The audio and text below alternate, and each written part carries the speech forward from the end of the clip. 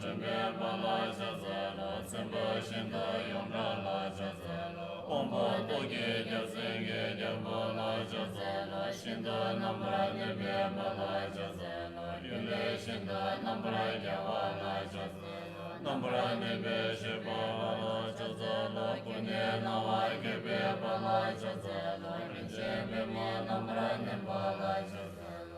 天是巴扎真巴扬达布拉佐别三界人不是别马拉人都是巴里王爷的巴拉加泽罗，对达拉索巴是这今天也空空见那的先是巴扎真巴扬达布拉佐别三界中天的那君一直说的所先是别三界中天的对达空见达拉公所说那也见完的那也完他妈那他妈。马些巴尼库瓦那库约杰呢，他们这都你别连接巴当，这都萨瓦当这巴拉这所以让我们吃点这果让给点这果让，出去给点这果做巴当，出多萨瓦当，出巴拉这所以让我们萨马这巴马也连接巴当，这都萨瓦当这巴拉这所以让我们。给我去连接拉米昂那布拉朗巴拉修巴当，就勒在瓦当，就巴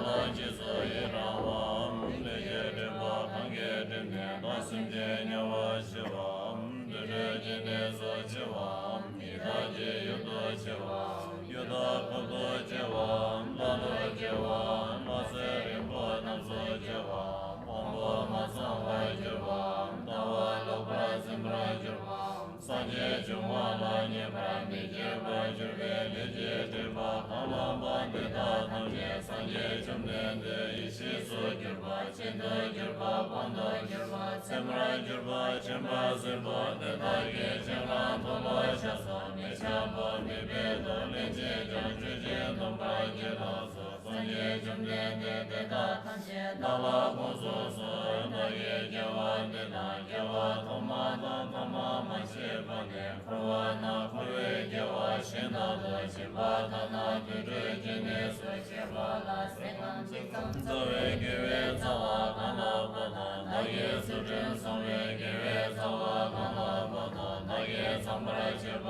拉尼比给为造瓦干拉巴达那也心间有所明布拉吉贝给为造瓦干拉巴达那也将这说的心间贝给为造瓦干拉巴达。那给拉那没把一世界给为造瓦干拉巴对大堂这些都对些都对都没拉那马些巴那巴那马些巴当公没呀公马拉没呀拉没有所么为拉那没把养到不然走别强手都有所么为就记得拉对别三界成天的那么也有所么巴那现在马些别三界成天的那么也有所么为就巴那知道大大就为三界成天的那么也有所么来自巴地现的那也将有所么来就对巴他们间的所所下所在那他们间来就所以让我三界他们间来不见所万的所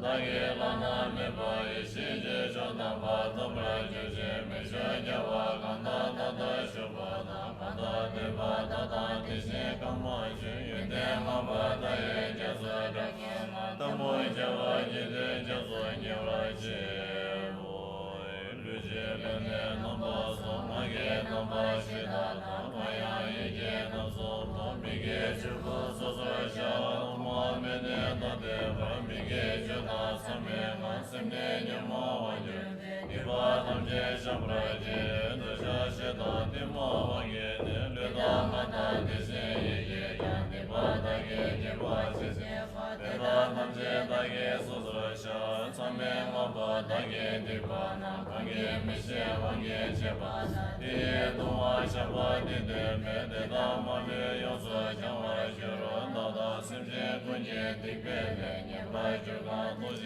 下来连接他们要接把么就是连接这帮的多世界说小子我当出见下把咱之所以让不接受给我就是大给接受把他们这大给讲这些话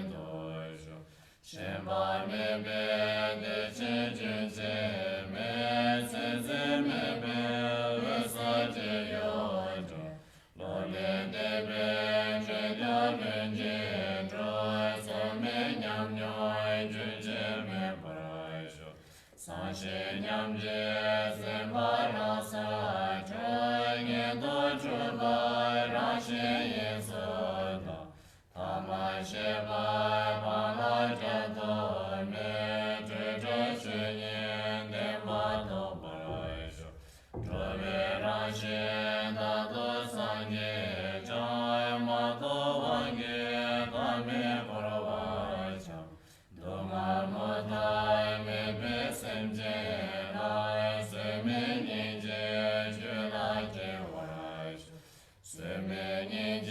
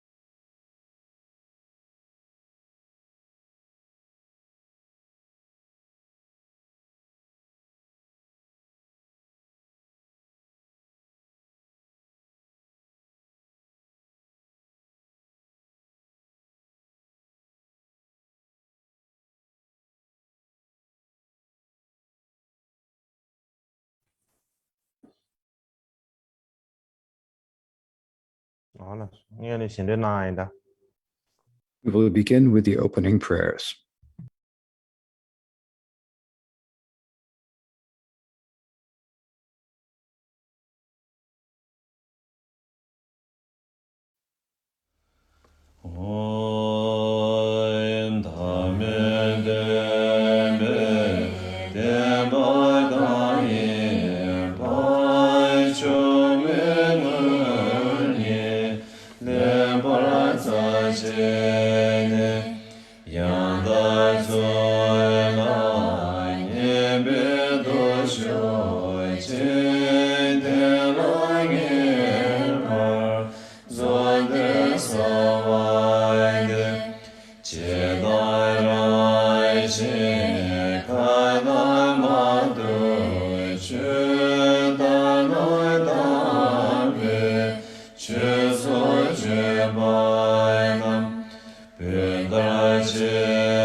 Lord,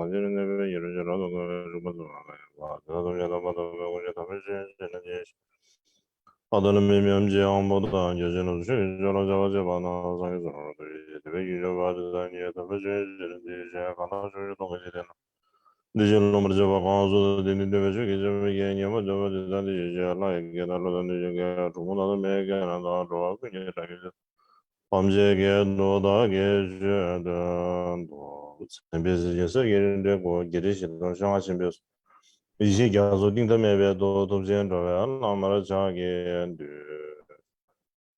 무슨 저바방가래 여저리 좀 봐서 게베레 저주 좀 봐서 좀 매게 마음에 잡아줘 자자로 시작하라 개를 영으로 연습해 좀 주제는 뭐 예외된 부분에서 그 이런 거 잘라 자자 번에 도시저를 그저 라마가마 바 영으로 이전에 시제변이 되는 좀 지내군이 제법 완전 주요 변이 전에 내주를 지급이 라메 도지 경우랑 시제주된 남자 동에게 서로 건드리는 거 대주제라는 이거가 좀 유도지 샤라샤자로 관해자라 말을 보지 딱이 지오르면 되죠라 그리 재미고 내지 손대 구성도 영으로 자도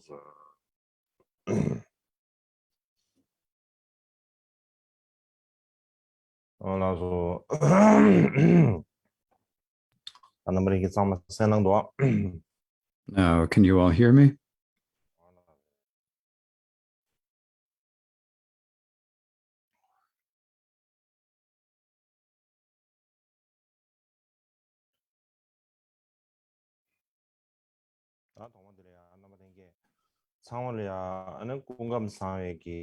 First of all, I would like to wish all of you my warm greetings.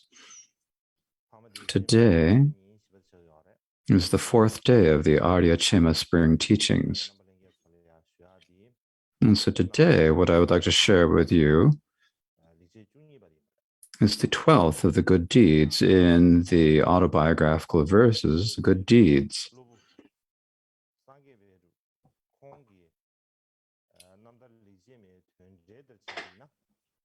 We think about this in terms of the commentary by the attendant of MIKYÖ DORJE Sangye Paldrup.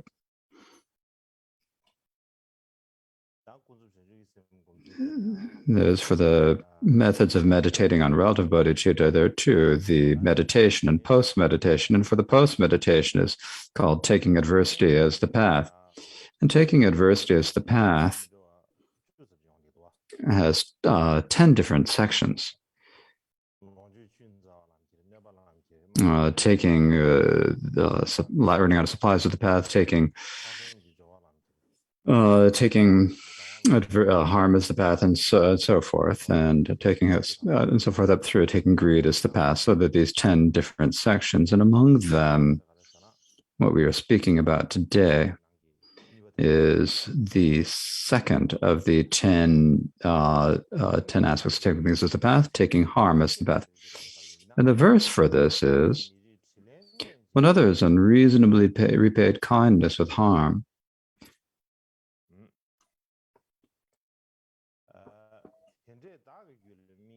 I think, may the results all ripen on me to never be experienced by this person, and dedicated all the virtue to them. I think of this as one of my good deeds. So this is taking harm as the path, and it is also within the 33 good deeds described in the autobiographical verses, good deeds. This is the 12th good deed.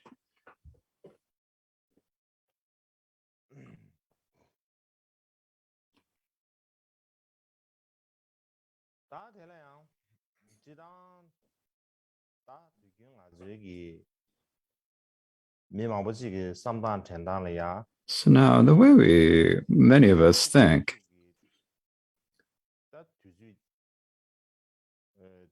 the era in which the Karmapa MIKYÖ DORJE lived was like a really good time, a really fortunate time. And so for that reason, we think, how could it possibly have had as many problems and strife as we do nowadays? And we think that those people had such deep imprints of the traditions, and so they had a great faith in the gurus and great devotion for the gurus, and they prostrated, make offerings, since they didn't, as we do today, view gurus as their equals like we do today.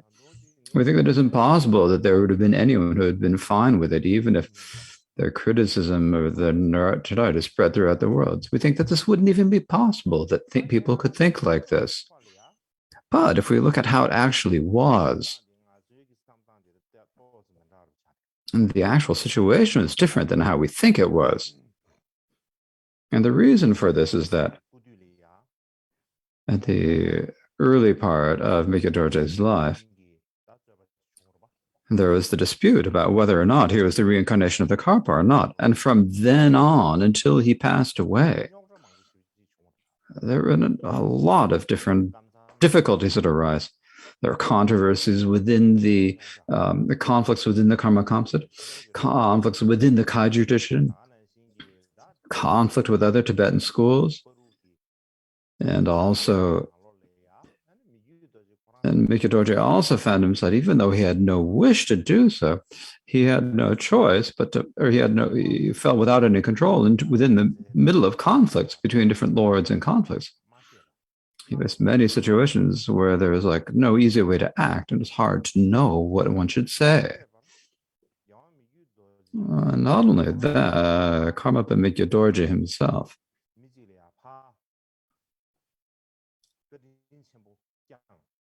had taken care of many different people who he had given them many things like food and supplies and wealth and so forth. So these are people who really should have been grateful and thought that MIKYÖ DORJE was kind to him. But many of the people whom he had cared for so kindly repaid his kindness wrongly. And he was met with, there are many people who saw him with unwarranted hostility or with untrue accusations. Likewise, there are many people who harbored the ill intentions of doing whatever they could to harm the monastic communities of the Karmapa's monasteries, or even his own personal retinue. And MIKYÖ DORJE himself said of them, of these people who wrongly repaid his kindness, the way he thought of them. And how is it that if we ask, how did he face up to these people?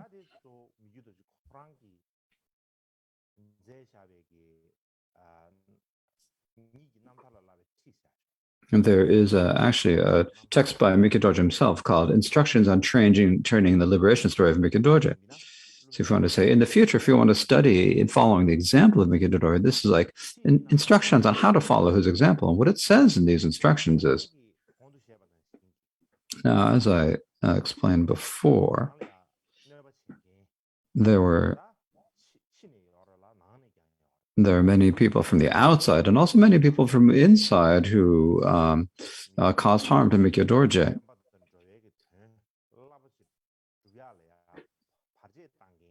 And they tried to create obstacles and harm MIKYÖ DORJE in the MIKYÖ DORJE's activity of spreading the Dharma. And we can call them Maras. And when they were causing such harm, the way he thought of them was, MIKYÖ DORJE's own thought was that all of them had from beginningless samsara, or that due to from beginningless karma, he had probably caused harm to those people due to his karma and afflictions. And because of that, as the repaying that, they have caused harm. And this is just the nature of karma, cause and effect. Otherwise, if you haven't harmed anyone, then there's no way that anyone would harm you in this lifetime, because there would be, if there's no basis or cause for anyone to cause you harm, then it's impossible that they would cause you any harm. It just wouldn't happen. So definitely from beginning samsara until now, he said, I must have done lots of harm to him in the past. And so because of in response to that, they are harming us. And so for that reason, when others cause harm to us, what we need to pay attention to is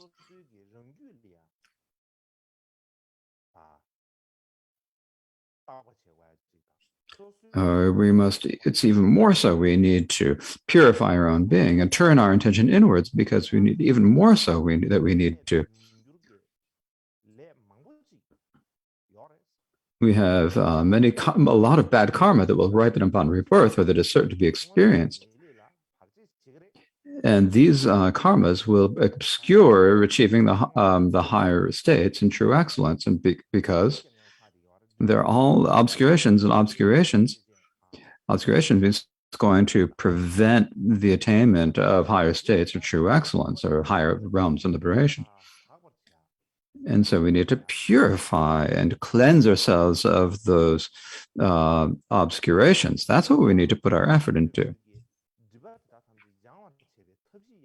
And the best way to purify and cleanse ourselves of those obscurations and bad karma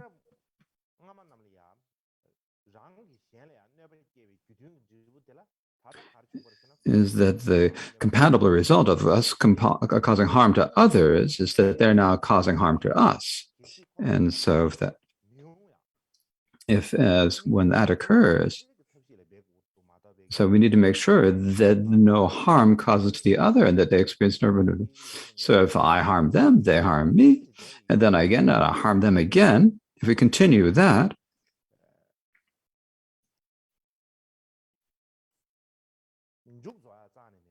and there's going to be no end to it. And it'll just be like this wheel of suffering will just continue to cycle, to spin. And so when they're causing harm to us, then we need to say that we want to make sure that the ripening of this not fall on the other, but instead that it happened to ourselves. And if we find a way to make this happening. And so the best way to do this is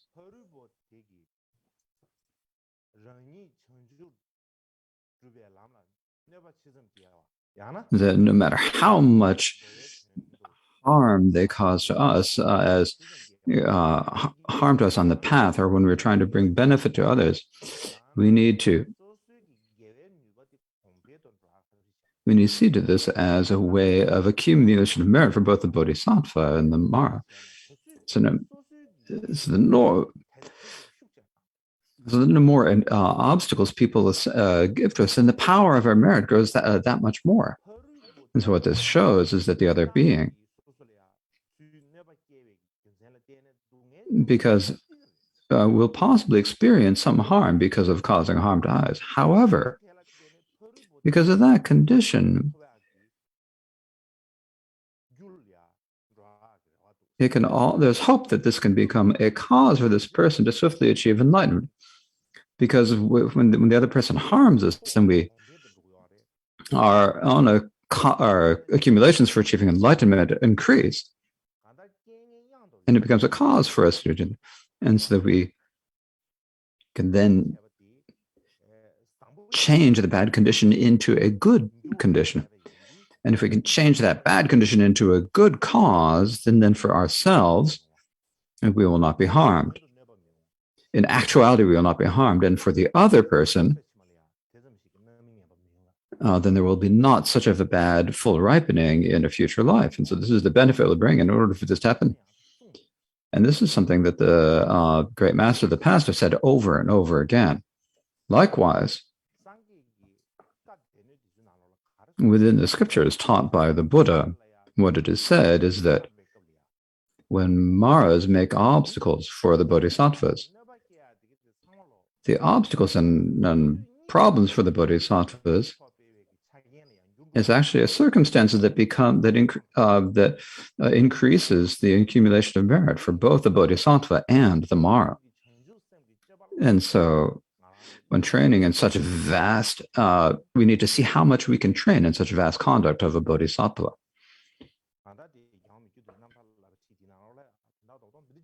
And so that is the main point of what is said in MIKYÖ Dorje's instruction and training in the liberation story of MIKYÖ Dorje. And so as said in the instruction and training the liberation story of MIKYÖ Dorje, within his own life, he put this into practice. And MIKYÖ Dorje himself, whether we think it's because MIKYÖ Dorje needed to engage in pure conduct, or maybe it's something about his particular character, something in his character that, even if you thought I have to be a real pure Dharma practitioner, but some people, even within their just basic character, have this particular quality, right? And so in his own basic character, is that the people who didn't like him, the people who harmed him, and in particular, those who repaid his kindness wrongly, he never would give up on them. He never thought, oh, I treated them well as a bad, and they've done all these bad things, and so therefore,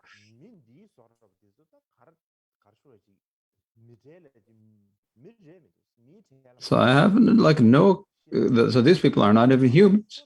They not die, they die. Let them sick if they're going to be sick, and there's no difference to me. It's possible that people ordinarily would give up on people like this. We give up on people, right? But MIKYÖ Dorje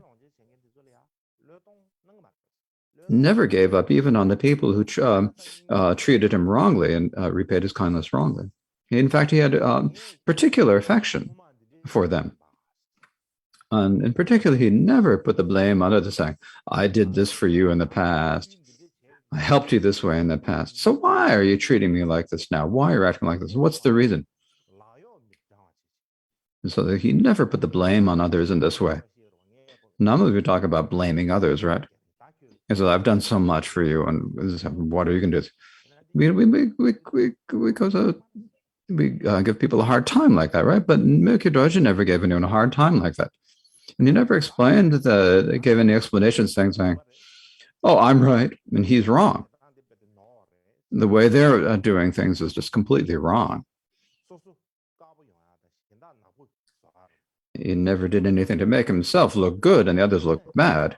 Even if the other person was bad, he would never explain how that person was a bad person. In addition to not only did he not explain how they're bad people, he also made the aspirations, such as may the person who is ungrateful to me not experience a bad ripening of karma. Their act of causing harm to me is a misdeed, and that ripening can only be suffering. And so may that ripening of suffering not experience on them. Instead, may it ripen upon me. And so in this way, he made aspirations, basically starting from that. And to give an example of this, and this example is that in the time of MIKYÖ DORJE, there was a name named Hadze, and this guy named Hadze, someone whom MIKYÖ DORJE had first sent many gifts and treated very well. In the end, he sent a large shipment of things to him, of gifts to him. And he sent him many of the offerings he'd received, and sent him with these from Kham, eastern Tibet, to Tibet. And the way the person is, when that person, when he sent it, this person, when he got there, then he got to the Tsuba monastery, that he caused great problems. He actually caused it. Now, I don't know exactly what he did that caused such a problem. I can't explain that clearly, but in any case, MIKYÖ DORJE had great hopes in him, had given him a lot of gifts, and had him sent him with many gifts and offerings to Tsurpo. And then when he got there, he did all sorts of different things, and ended up causing great problems at Tsurpo Monastery. In the very end, he died in a really terrible way. He had a horrible death. So it's a really horrible death. When MIKYÖ DORJE heard that he had such a horrible death, so when MIKYÖ DORJE was told of this, MIKYÖ DORJE said, "Oh, the poor guy, he had a hard time. He was overcome by his afflictions and had no control. He was controlled by his afflictions. His karma and his afflictions were controlling him, and it's understandable for him. The poor guy." That's all he said. He never said, "Served him right. He deserved it." He took no satisfaction from it. He felt no joy in it. He never said such insulting words at all. And not only did he not say anything like that, because when he heard that this person was hurt, when he heard of this person's death, and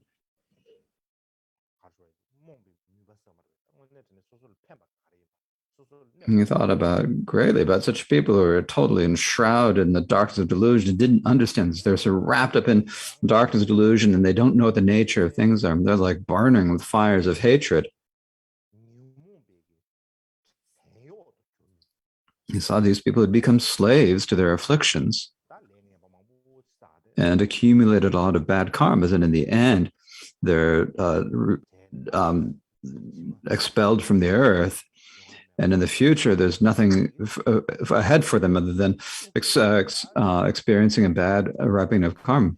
And this is, and he really worried about them. This wasn't just any old word. This is like an extreme word, like the suffering, the same as if the pain was the same as if his heart was being pierced by a needle. So we worded as if his heart was being pierced by a needle for day and night, for many days and night, just one day. Not just 2 days, but for many days. It's like he was able to sit. And it's like always fretting, anxious. I was thinking, he's not going to go well. Something's going to go wrong. And so he was really extremely anxious. Really wondering, what can I do? What would be best? And he always talking about this.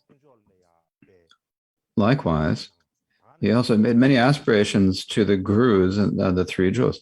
And he cried a lot. He shed many tears. And so all of this was recorded by his attendants. Sanjipata probably saw it with his own eyes, and then he recorded it in his commentary. And so if you even just look at this one example,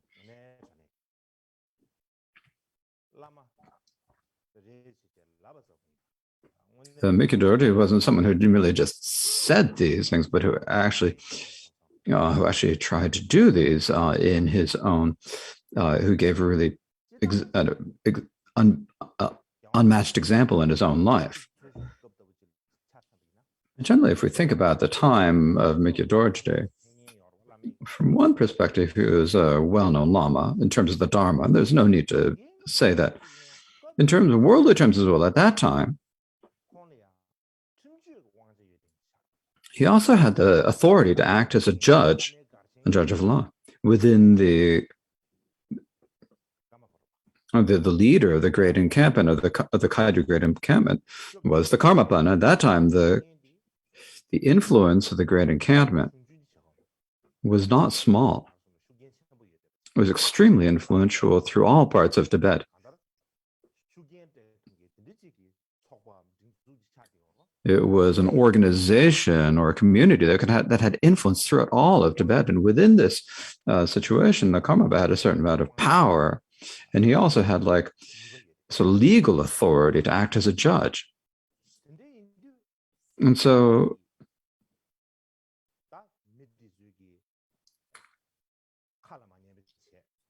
when people didn't listen to what he said, and even when he had treated them kind of pleasant, then they get a cause of proud and arrogance and never listened to him or acted wrongly. Actually, the Karmapa could have made an order and had them punished. And at that time, there were physical punishments or fining people or executing people. He could have punished them in any way he wanted. He had that ability, he had that power. It wasn't like it is now. These days, we know great lamas don't have in particular a secular authority, and so we, at that time the government was different. At that time, they did have that authority. It's a different situation. We need to understand that. Nankism, he could have punished those people who need punishment. He could have been gifts to those who need gifts, and so he could have had a really strict rules and laws, and if he had wanted to be really strict and to be fierce in upholding this law and authority, he could have been. But MIKYÖ Dorje himself thought only about or they could have pretended that it was for the sake of the law or for the sake of the teachings and sentient beings in the future. And if you've been really strict at that time and really harsh at that time, it's possible at that point that he could have been really know. And people would say, oh, that's what a great Lama. Not only that, he's like among people, he's the greatest of people, and the guru is the greatest of the gurus. It's possible that people might have thought like that, but MIKYÖ Dorje himself did not act like that.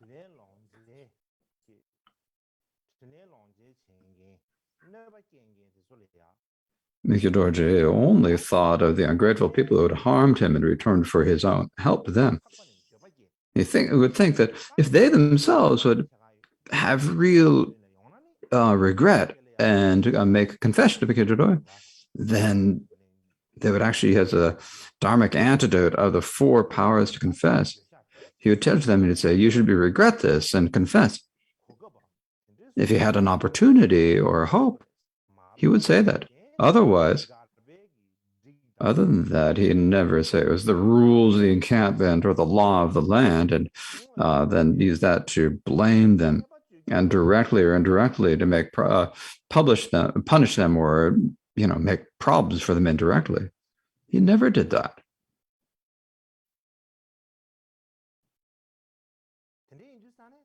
And so what this shows is that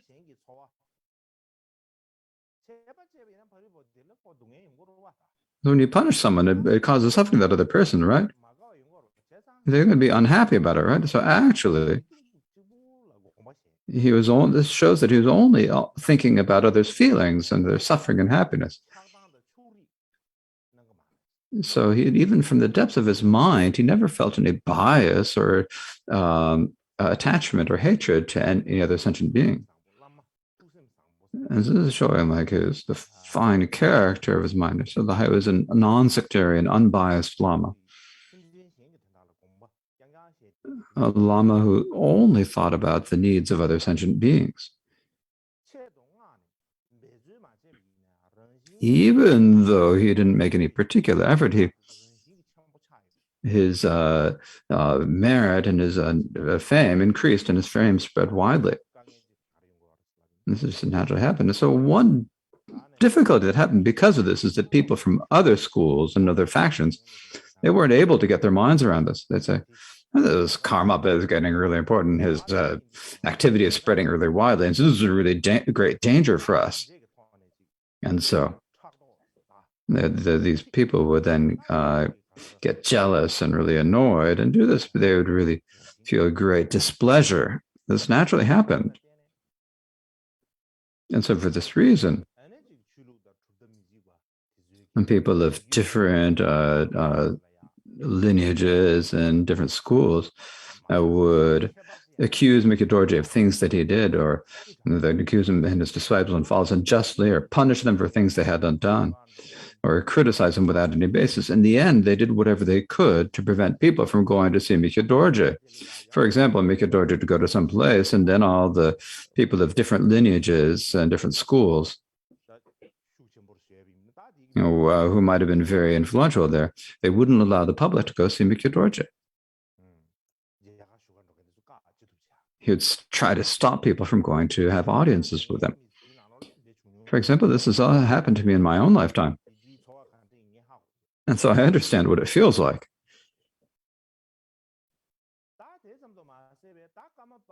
Not only that, when people thought they wanted to go make an offering to MIKYÖ DORJE, even if it was just even it was a beggar, if they had to execute the person, they did it to try to prevent them from making any offerings to MIKYÖ DORJE.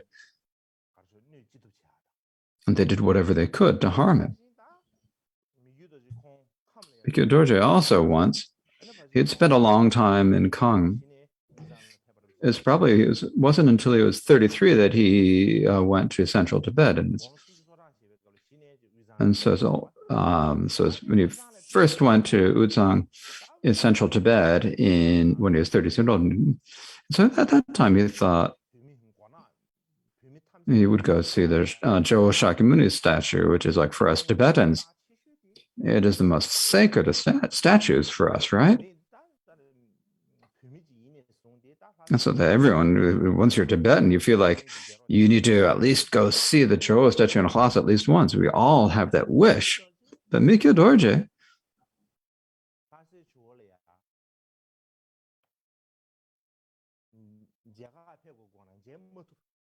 was unable to see the Jo Shakyamuni, even if he wanted to. And the reason for this is because if he went to Lhasa, the other schools and the people with grudges would have grudges, and they'd try to make it difficult for him and cause problems. And so he was unable to go there. He was unable to see the Jo Shakyamuni in Lhasa. He was unable to see the statue that everyone else in Tibet could see. And so what on that paper we thought is, on that occasion, everyone thought, well, if MIKYÖ DORJE can go see the Jo and make prayers, then all the, there'd be no invasions of Tibet, so no invasions by people from other countries, and I think there'd be no plague or famine or war. And so this would really be beneficial for helping the whole country be happy. So many people thought that, but in actuality, MIKYÖ DORJE at that time was unable to go to Lhasa and see the Jo Shakyamuni. Now, the question of whether it was entire life that he was unable to see the Jo Shakyamuni, or whether it's just at that particular occasion. But in any case, I can't say that for certain. But in any case, at that time, he was unable to see the Jo Shakyamuni. Also, when he reached the age of 40. So MIKYÖ DORJE himself, we talk about it, he lived no more than 48 years, right? And so when he had got to the age of 40, this is the king of Tibet. It's sort of like the king of Tibet. You call him a king. We don't really call him. It's not actually certain who was actually the king of Tibet. In any case, there was the Lord of Paktru. So Lord of Paktru was a kind of at that time, he might not have been the king of Tibet at that time, but he had been the king of Tibet earlier. Later, he lost his power to Drepung and other places. In any case, the Lord of Pabra was like the king of Tibet. And he gave a place called Sulpu to, it's a monastery to.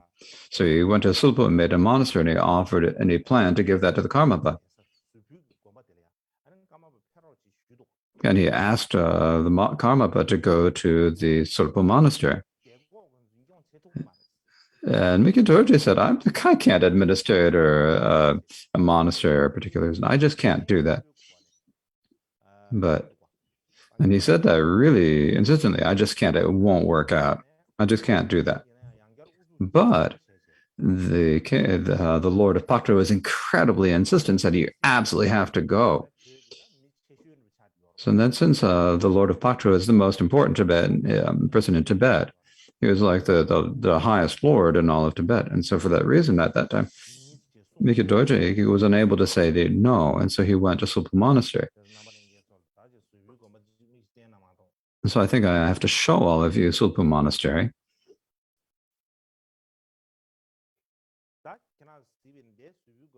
And so this is there are only ruins left of the Sulpu Monastery. In the old times in Tibet, during the time of Tsongkhapa, during that time, there were 6 great monasteries in central Tibet. This is in the region of Lhasa in U. And so these are 6 great monasteries that were centers for the study of Buddhism. And among them, there are 3 of them: Gadon, and Chomolong, and Sulpu. And so this is Sulpu Monastery is one of them. This is one of the 6 great monasteries, so the great center of study. So this is one of the 6 great centers of study at that time. Later, it came under the control of the Lord of Paktra, and then so he built a monastery and then offered it to MIKYÖ DORJE. So now if you go there are just a few ruins of the walls. So that's how it is.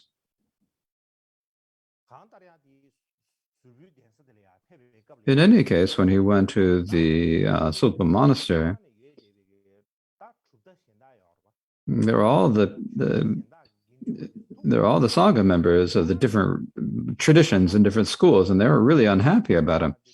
And he said, if the Karmapa comes here, then this is going to be.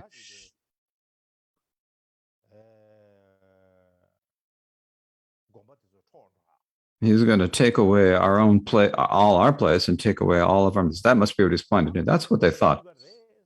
They said he's an emanation of the Maras.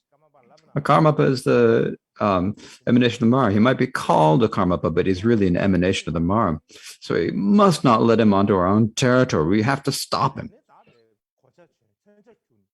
And so they put on armor and they carried their weapons and came.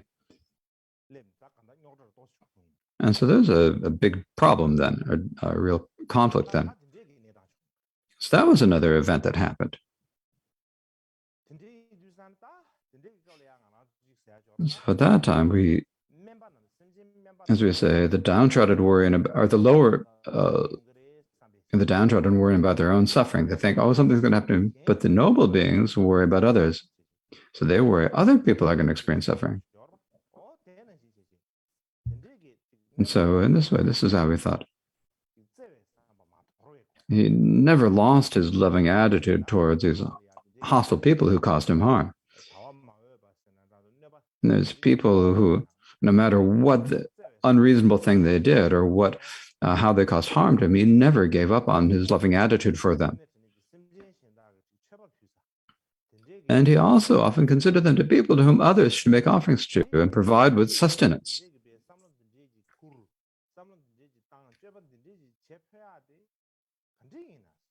You just think, how is it they could dare to act in such ways? And this is really terrible. Perhaps this is because they don't really haven't seen the pure conduct of the great masters of the past. But it's understandable for them. They have no control. And the reason for this is that in a degenerate age, the Mars and the ghosts, the Mars and the ghosts and spirits who don't like the good and the Dharma can have a great influence on anyone. They could, like people, and then possess them, so they can be possessed. They look and say, who is the most powerful, and they see. And when they know that someone is powerful and influential, then all the Mars and the ghosts come in. They see if they can find an opportunity to make their change the way they're thinking and make it into more evil and make it into more bad, and see if they can make their actions worse and bad.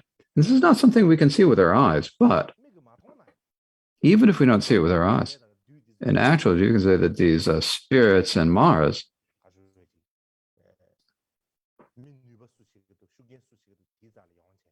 go to the people with the most power and most power, most influence, and they see what they can do. So in the beginning, from the beginning, these people have the observations of karma and afflictions, and so because of this, when many of these circumstances all come together, then they do many things that cause harm to other people, and they have no choice but to do these evil actions that harm other people in the teaching. So they can't be blamed, and they're controlled by their karma and afflictions. And he's thought about this a lot. He never thought, oh, they're treating me badly. He never thought that. And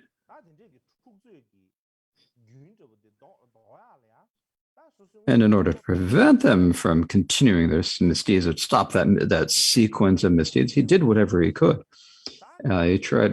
He did anything he could to them.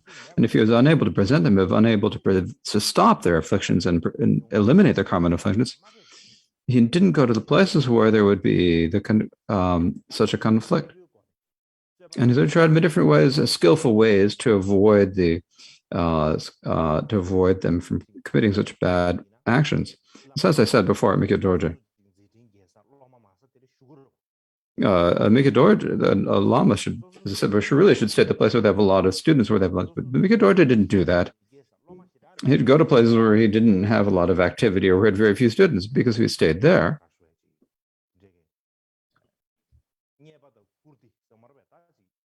he wouldn't have so much gain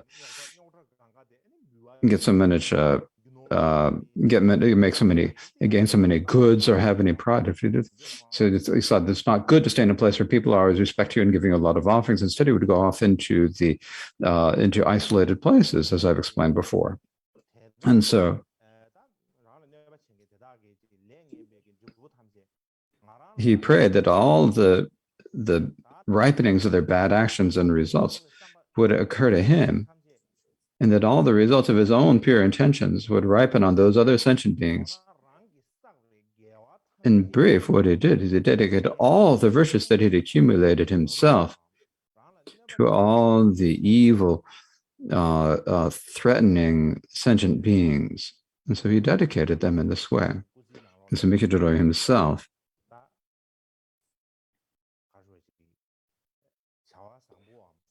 in his lifetime had done good deeds or virtuous deeds, and things that he thought, of all the things that he had done, one of his good deeds was that when other people harmed him, he would pray that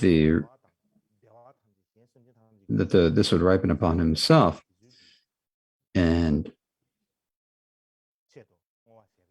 dedicate it for the benefit of all those sentient beings that harmed him. He saw this as a good deed or a good thing that he had done, as he said. Okay. And so now we'll take a half-hour break.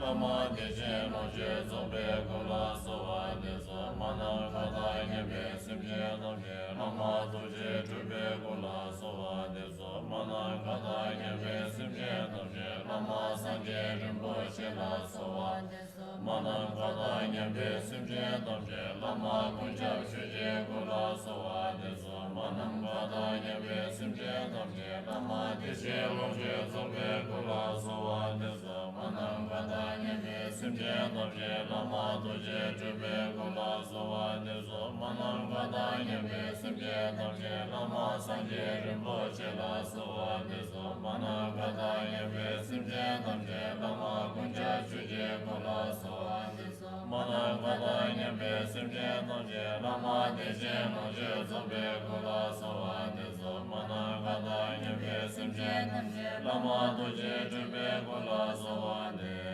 so namo guru shiva sama ishe kandra ma shiva bhava nama rato je tatra jinsa namye tongla se dewa mise shive kata se teta jame shame bhula na save lama vijay doje gema chalo shana se daje tapshe yeme doje tebo se teta yewa mebe tadan se sowa taba samje mugye mugye marwa samje shena wa shena urwa samje temonda choge moja narva marwa na namsa lawa meba chanda kane nine sawa debe je na she tongla tongshe na nado yeme lame kula sawa de lame kuye jinje lo tashi tongla tongshe jada yeme lame song la sawa de lame songye jinje lo deshe tongla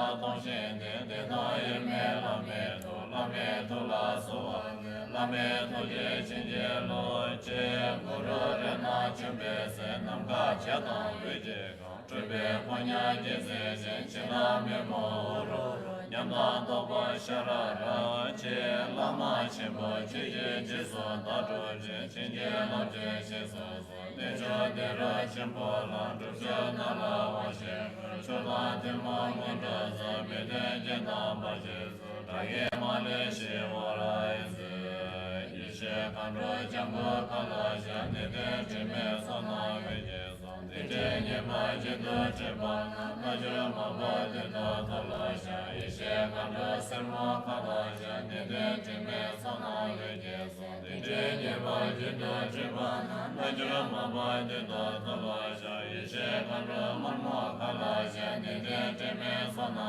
we je so de je nye ma je de zhe ba na je ma ba de da ta la xia yi she kan zho karma ka la xia ne de zhe me so na we je so de je nye ma je de zhe ba na je ma ba de da ta la xia yi she kan zho na mo ka la xia ne de zhe me so na we je so de je nye ma je de zhe ba na je ma ba de da ta la xia yi she kan zho na mo ka la xia ne de zhe me so na we je so de je nye ma je de zhe ba na je ma ba de da ta la xia yi she kan zho cha mo ka la xia ne de zhe me so na we je so de je nye ma je de zhe ba na je ma ba de da ta la xia nam ga ka we mi je do je a we se je be do je ka wa ho ponya ba we yang jin ne ba hong je ma su je le da lo hong je se da ba ko she wa shu je se yi she ye ro ba sha wa cha da ya wa ka ma ba chen bo san je chen lam je ja so je no ye de ye hong ba ye ba ku se san je je nyen bo lam ba na wa to je wang bo chu ge zhu go ji se no je yang je je nam sha de ye de me re sa ku she ta ye ta bo ka je ka de ye sim je chen je la ba chen da da zhe we ji ba ki tham mo je chu ba ram ba shi de chu ye zhe me je rang so so chen le je ma da de sum chen ma se wa chen ge na ye tian no ni me de na so su je sim je de ze ye we wang bo re sa de sa da che ba ye me mo zhe je chu mo tam ba je no je jiao wa tam je ji de ne ka de me bra se be ne je ya wa she ba karma pa ye kan sa de ye nya ba da je wa je no je che le shi la ra wan tom ne yi shi de zam je chen la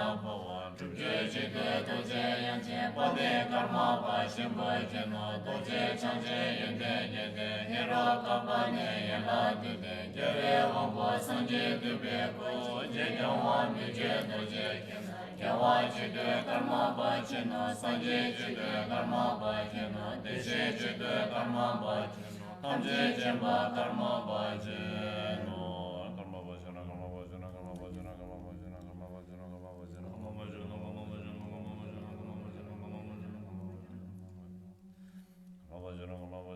pa che no karma pa che no karma pa che no karma pa che no karma pa che no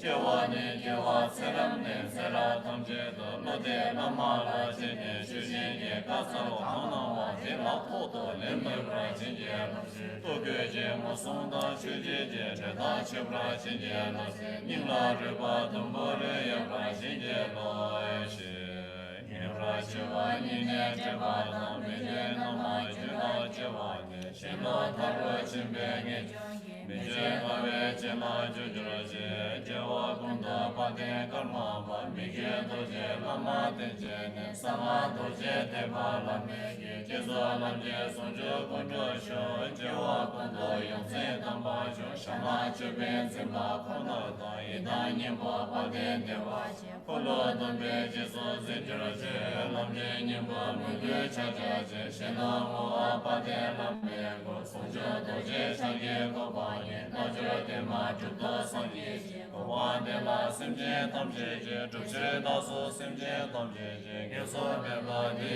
che do ma pa de sa ye ni ba ya se che da se ra kun do me ra sho nya me da bo ka je la so wa de so me je de sa che ma la so wa de so ju je ka ma kan sa la so wa de so tu je je na jo kun je la so wa de so ni ba je sa je ni ba la so wa de so che la je na we yang je la so wa de so che se do je yang je la so wa de so song me do je ka wa la so wa de so da me yang je sam bo la so wa de so che me je sam bo la so wa de so che ra song me la so wa de so tu je song me la so wa de so ni ba song me la so wa de so che wa ni ne se ra jin je lo she she ba de ne lo ra jin je chi jang ge me to ra jin je lo she me da ge she je ra jin je lo she ni re me be tu je je la so wa de so cho ma be be chen le je la so wa de so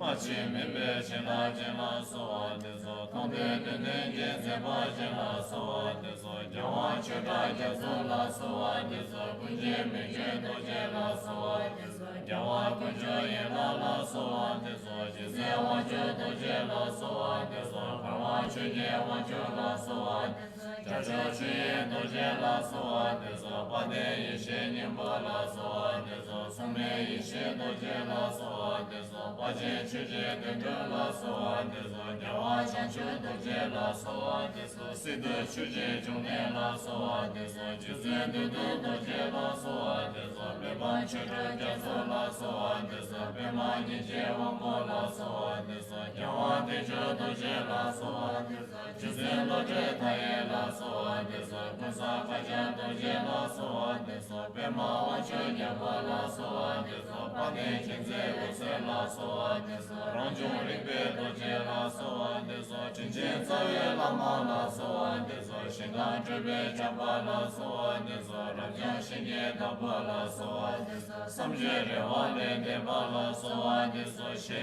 cha wa de ne je ba to je ba ye so de so cha ba ta na de je je ne so che be na nam do ne je ka sha ni so ge je go de ma je ne ta ra nam cho de wa chen je shen ga na je se do je yang je de ne pa pa je re se wa je shen do ka re se je cha rin bro jang ne ge je la ba chang kum sam la chen ba sha je she ba yin no me je be wo chen ba jin be che je to bo je la so wa de so me je be wo chen ba jin be che je to bo je la so wa de so me je be wo chen ba jin be che je to bo je la so wa de so che je je wa da ne tong je no re sa la sa ma ya me ba da ni je che je la ma la pa de la me nam se la ne sho pa de la me nam ra tha ma la ke je sam ya la ga me je che se le bra tong le me de na me je la sem la ju bra sho je wa kun do yang da la ma da cha me che je pa la long je je sa da la me yin he ra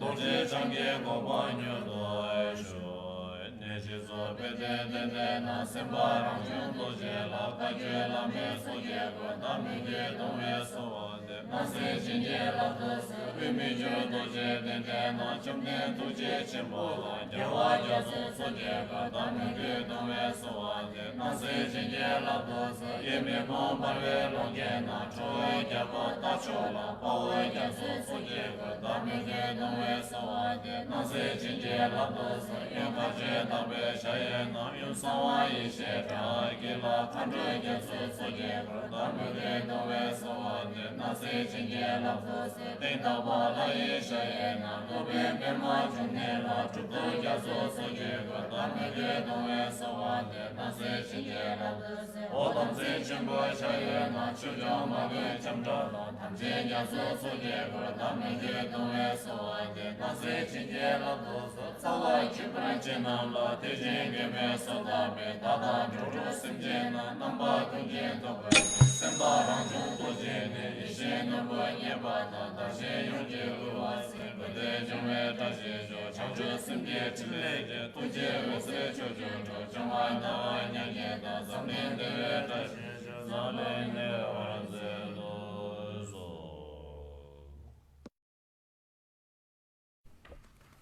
ai ma ho en de ne ni ma no je jo ro na da me ji de ma be ma ro na sho se na na ba da be shin ga de ma da ge ju ra me ge ma do ya ra se sa ve ye la na me sa de na jam de ja wa ve ba me be ma ra ge do je se je Olai so drai sha la ko lo so se san so ni pe chen che chen che sha che chang ye nyam sha long se se che ge nam so so chen che dong pe ma dong de da wen de de do chang chu shin la ku chang den se de to che chen che chang ne da la se ye so chang chu sen ba che re Kondoi garboi chaye be karaze, chendoi chancho semba toche do, mombo toche sembe be maye, yene jamje chaja dalaze. Zovoi somboi reja lemboi she, lange lene lame shube koro, chancho sembe gilon che wabo, baja sedo sendan reje.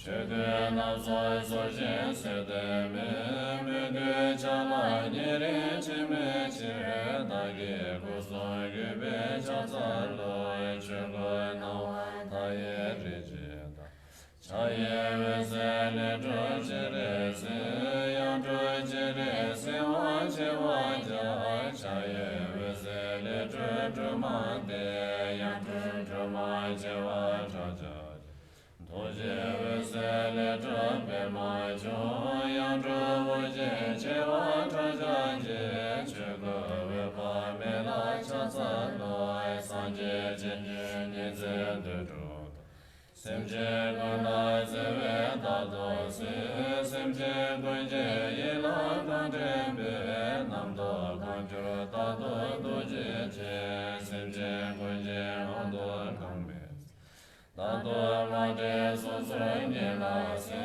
tu je we ba me la cha sa lo che ba sa me che ba ma do ba che la de je me la do se de wa je de je we me la jo ba do je ne jin de ba so de ba we ba me la cha sa lo che je go se ga ba do me Yang ye me da da da mu so shu che la ze je ge be so da na le je nam ra me ba ma do ba ze ze ba ya ja do ba da de me je wa ma le do ba so do ba ze ba me la cha za lo do so je de ram cha cha me ba re je je ba Eba me be se dan de wa che, de ne de be ta mo ja che no, de ne de be se na che wa so, de che we ba me la che ja za. Ka she we ba me be se de ne, ka she me ba ni go re be de, le je sam she de ba na, de ne chan cha lam le che me.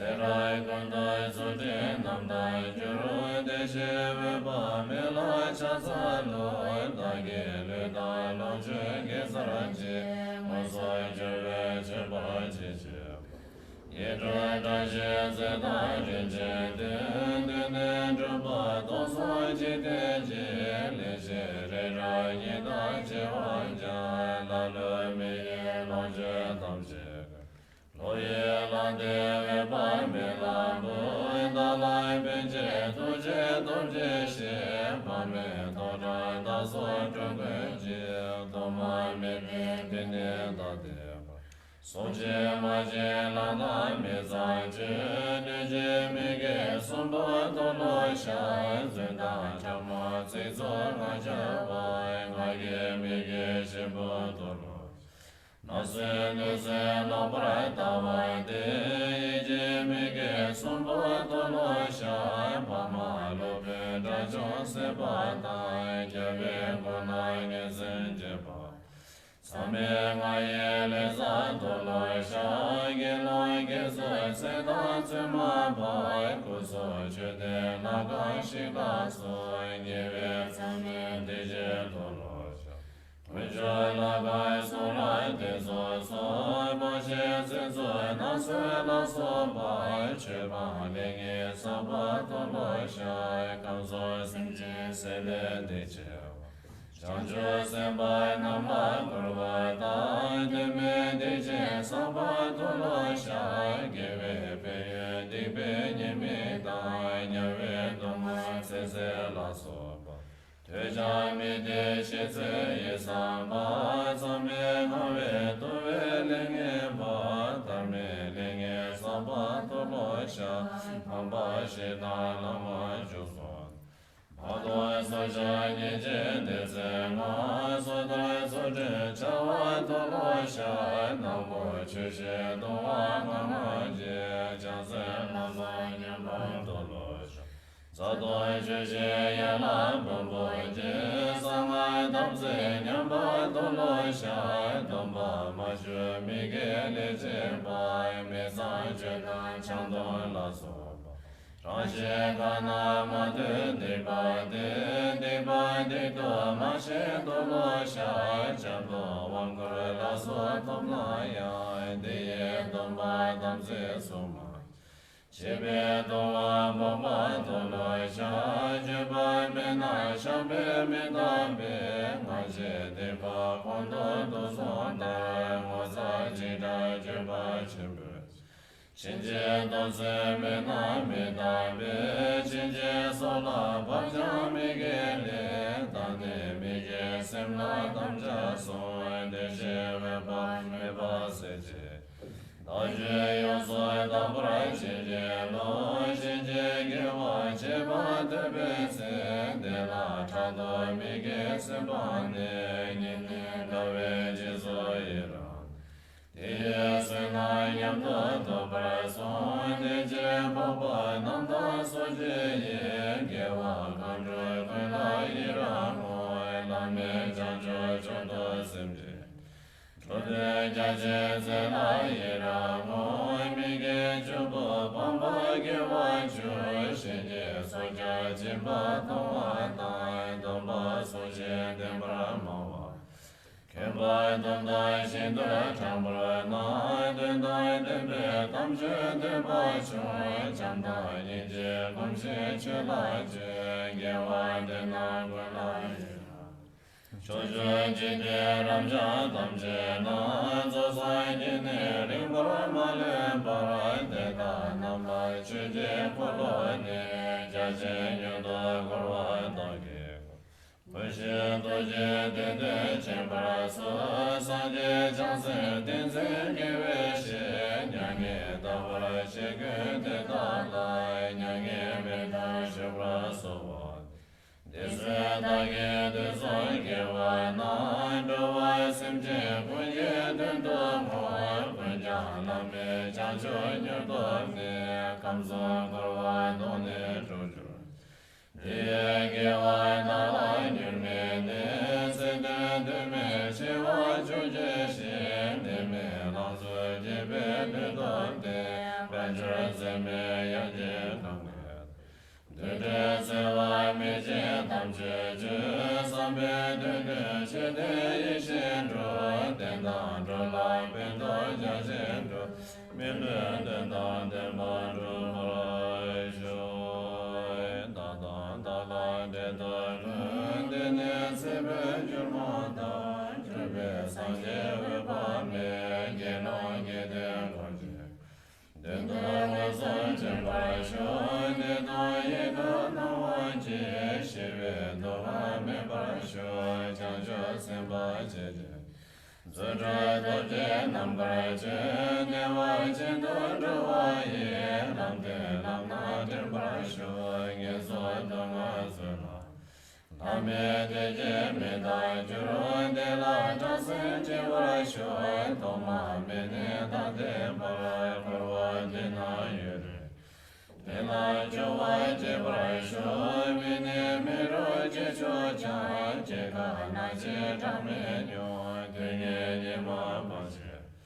Meda La Yende Jede, Doda Debe Seshendo, Deba Bozame Barasho, Nida Zenor Dero. Meda Juma Meda She, Chashe Bozame Barasho, Sacha Yure Kanje Nai, Meda Yuje Kanje.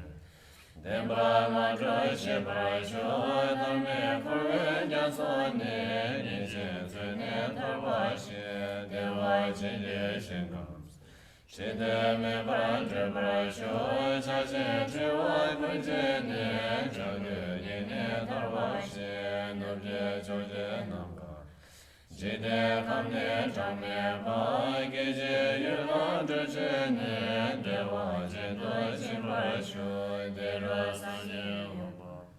Yuzoi Shobe Shatone, Deba Tamje Dabarasho, Jene She Chukirapa, Meda Bime Nimbo.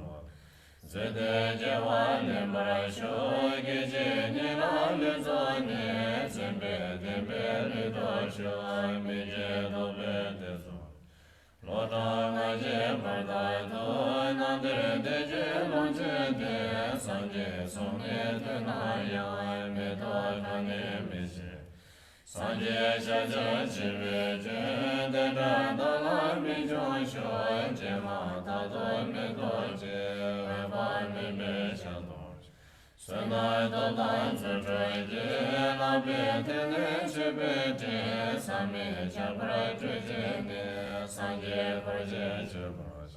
Deze Deje Chibande, Chaye Chame Bolasha, Chanjo Node Tobarasho, Saba Jeje Judu.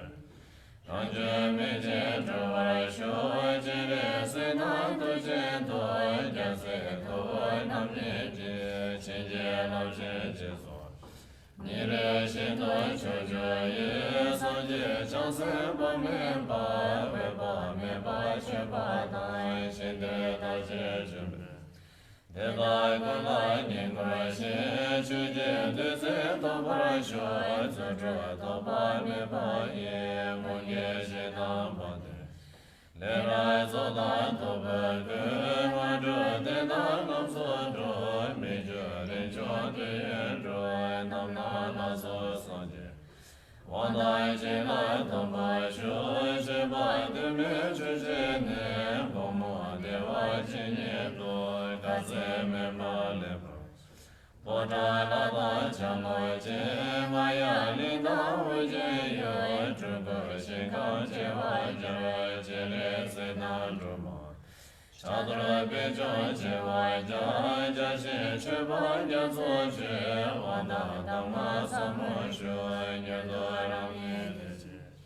Toba Meba Chimba Shu, Shuje Nido Jalo So, Laye Mige Savarto, Sojo Jinje Lobje. Shinde Shinde Cheba Shu, Gazan De Ye Kabe Ye, Dewa Jinje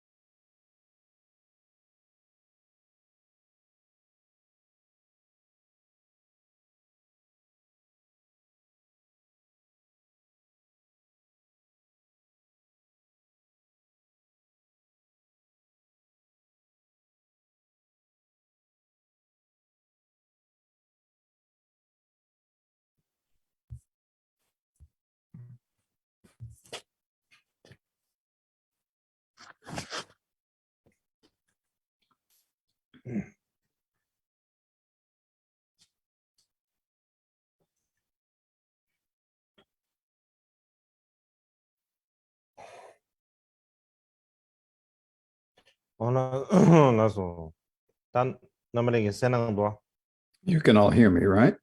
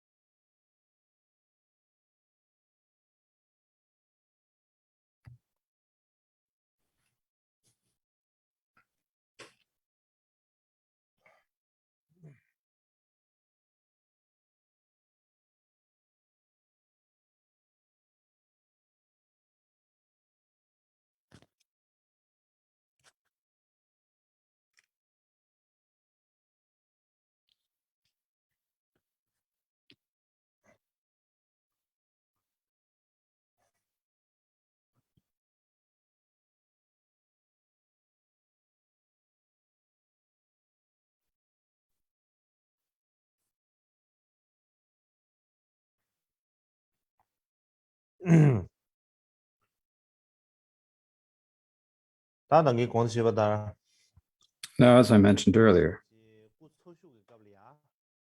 during MIKYÖ DORJE's lifetime,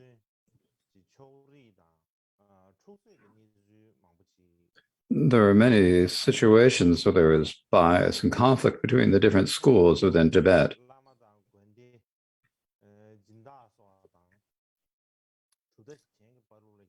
Likewise, even between the lamas and monasteries and sponsons and so forth of the Karma Kansan and those of other Kagyu lineages, there were also varying degrees of conflict. And so, if we look into what the initial causes and circumstances that sparked such conflict were, it is really the circumstances and the reasons why these conflicts around MIKYÖ DORJE and these problems occurred are not recorded. And even when a little bit of is written, it's only partially clear and it doesn't give the entire picture. And so it's difficult to understand the entire situation. But if we kind of extrapolate from this, many of the situations initially began very minor issues, So this is a minor issue. And then many people exaggerated it. And people blamed each other. And then gradually this minor issue then eventually became a big problem. So a small problem became a big problem. And so I think that's how the conflicts arise. That's how many of the disputes arose. In any case, I'm not going to say much about those disputes. Even if I were to speak about them, there is not much need to speak about them. If I think about it for myself, now you might think of it. Now, the way you listeners think and the way that I as a teacher think are a little bit different.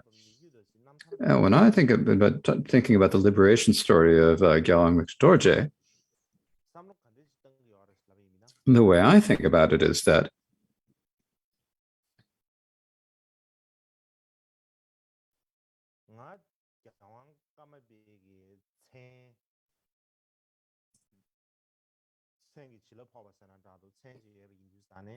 since I have the blessings of the title or the title of the Karmapa,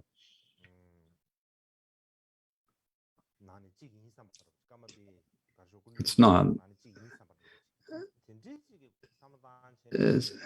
I'm not teaching thinking that I am one of the Karmapas and that I'm one of the incarnations of the Karmapa. Instead, what I'm thinking is that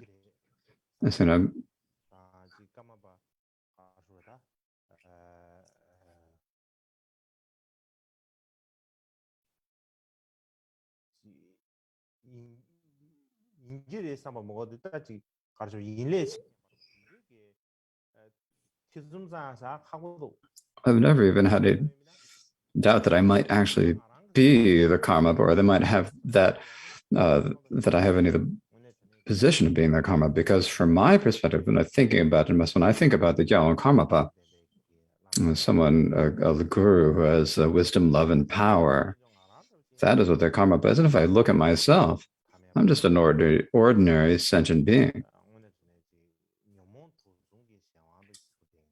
who is controlled by the three poisons of the afflictions. That's the kind of individual I am. And for such an individual, to think that they're the incarnation of one of the Buddhas is like, there's no way of thinking about it. And if I have any suspicion that I might be. And so for that, when I'm speaking about when I teach about the liberation stories of the karma, but I think it's in terms of thinking about myself as being a follower of the karma. But instead, it's because he has the title of karma, that he's teaching the lives of the karma. They might think that I'm doing it in order to make myself. You think, oh, he's doing it to make himself look good. He's doing it to make it be good. If you think that that's how it is, then the whole purpose of my teaching the Dharma is just, there's no point to it. So I'm like a follower of the Gyalwang Karmapas of the Buddhas, of Buddhism.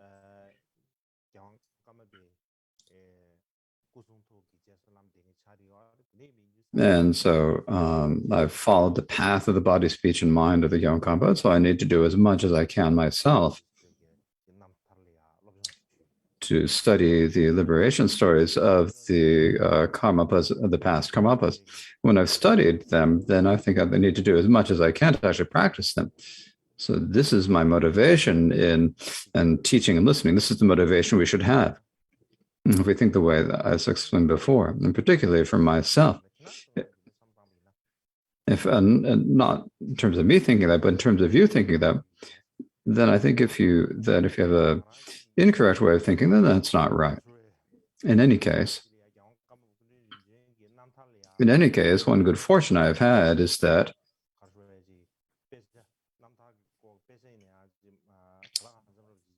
I've had the opportunity to read several of the liberation stories of the Karmapas and to read their story, the liberation stories. And if I think about these in general, we think about the sort of share common characteristics of the Karmapas from the first Karmapa to the 16th.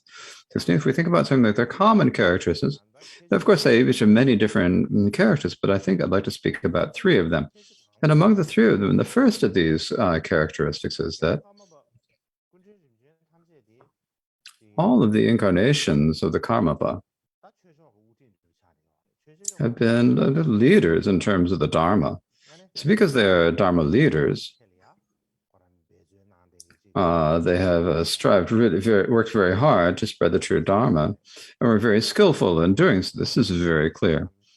For example, when we think that when the 16 karmas were spreading the teaching, were very skillful, and in terms of this,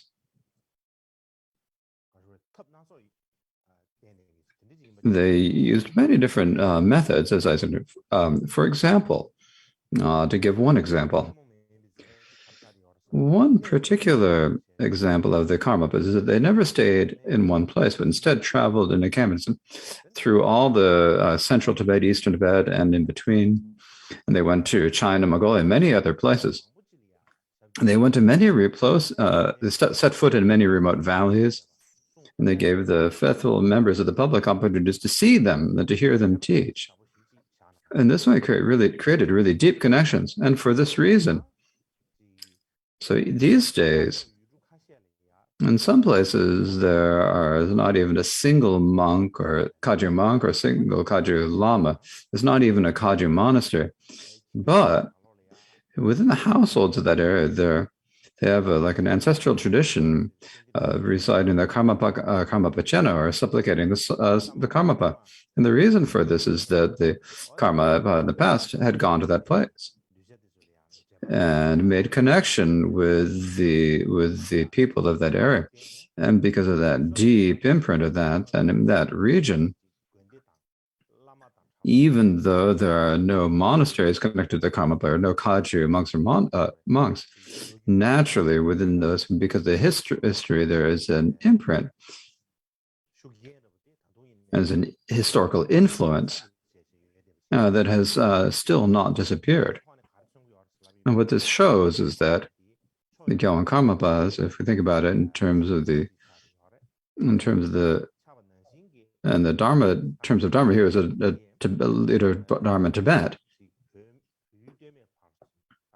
And he's worked to spread the teaching of the Dharma throughout all the regions of Tibet and China and Mongolia. So he went to many different places, many areas in the borders of many remote lands, and he spread the Dharma, and they worked hard to spread the Dharma in those. And I think this brought great benefit to many areas. Now, the second characteristic of the incarnations of the Karmapa is that, as in general, we think about the incarnations of Karmapa from Dusum Khenpa to the 16th Karmapa Ranjung Dorje, in terms of having the title of Karmapa, they're the same. But in terms of their own individuals, they had their individual characters. Some were more peaceful. Some were a little bit more wrathful. So they had different characters. And they also had their own preferences and the things that they liked. They had different particular likes, areas of knowledge that they liked. And what this shows is that the tradition of our incarnation of the Karmapa is just an ossified and dogmatic tradition.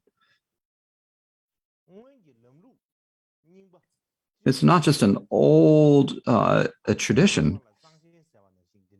It's like where you consider your father's cup to be important. It's not just following tradition, but rather they're like people who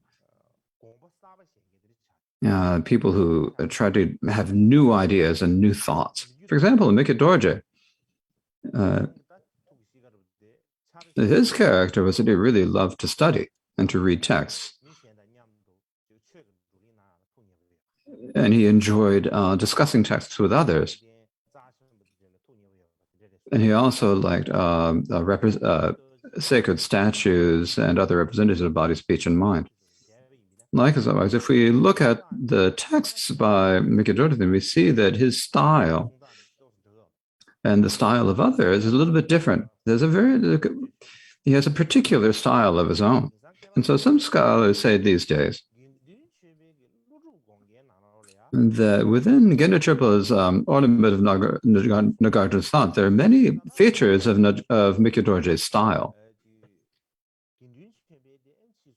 We think that Genda Triple is a Tibetan scholar from modern times who had a really highly developed intelligence.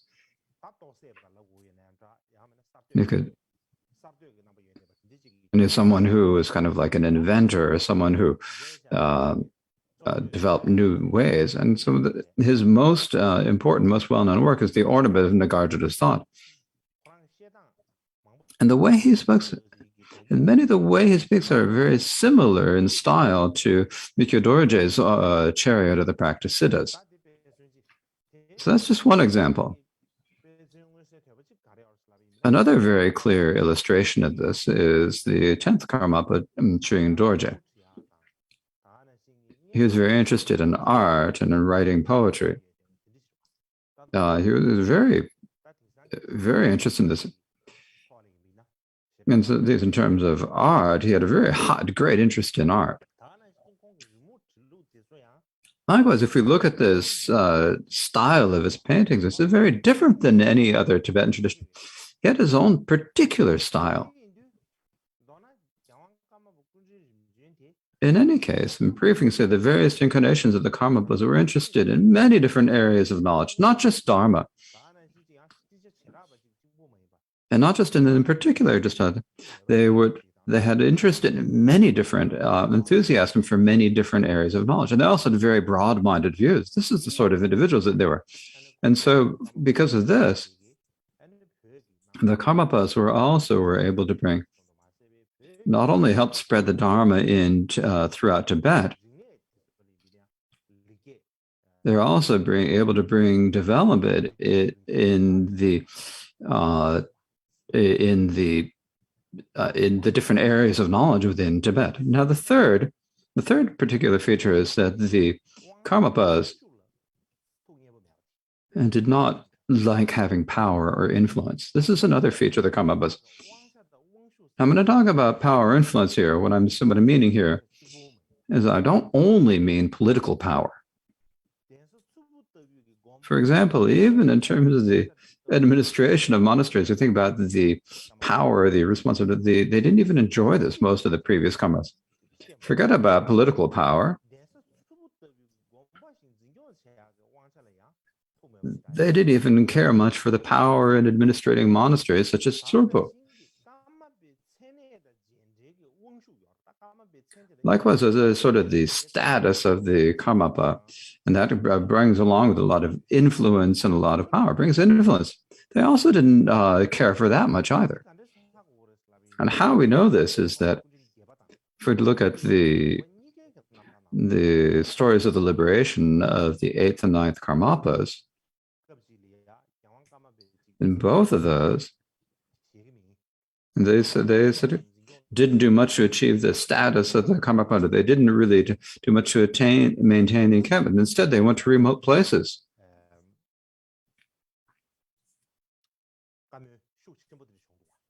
And so this is and so when they went there,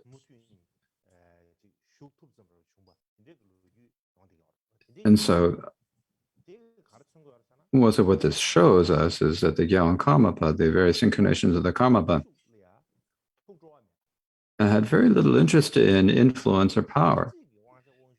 And we don't mean just the political power or influence, but we also think the power in terms of running a monastery. They didn't care for that. They had very little interest in in maintaining the status of the Karmapa or the influence connected with the status of the Karmapa. And so I think that's what this shows.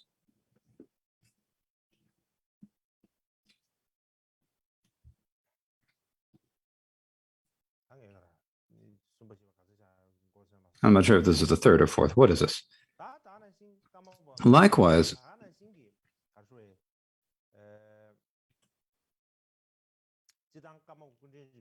generally, when you think about the various incarnations of the Karmapa,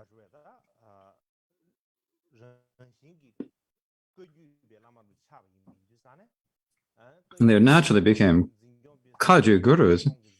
And so it's like their main activity was to uphold, maintain, and spread the Kaju lineage. This is their main activity, their main responsibility. But the activity of the karma was not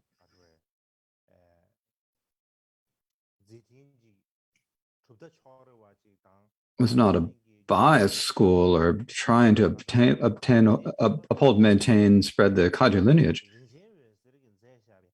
In brief, in the bright lamp of the teachings by the 14th Ganden Tripa Original Razor, what it says is, in brief, the Karmapa was revered everywhere from China and throughout to Tibet. And so what this is saying, what the main point here is that the various incarnations of the Karmapa, from everywhere from China over to they're like revered throughout Tibet. They were a guru for everyone in Tibet. So this is what the Ganden Trippa said. And as he said, in actuality, up until the 10th Karmapa, if you look at the extent of their activity, or if you think about their influence and their power, they're become an overall Lama for all of Tibet. And just as they're an overall Lama for all of Tibet, they also had the great broad-minded view of thinking about Tibetan teachings in general in all the schools. They didn't only take care of the Kaju alone and say that the other schools are incorrect, or dislike the other schools. They saw that there are reasons for why there have to be different traditions and thought in schools, and thought that and recognized that there should be different schools. And even they viewed the Bun tradition favorably. So this is the kind of gurus that they were. Unless they always unilaterally rejected sectarianism and bias among the different schools. And this is not something that I'm just speaking about in mere words or explaining. There are many different reasons for saying this. Now, one of these reasons is Potsab Lodzawa gave the first Karmapa to Dusum Khyentse. So Potsab Lodzawa went to India, right? And when he came back from Tibet, he had two sacred objects he brought. One of these was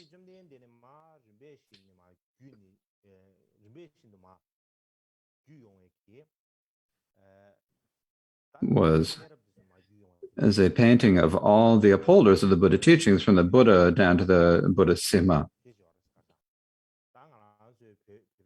So in Tibet, we'd call it a tanka. So it's a drawing or a painting. It's like a tanka.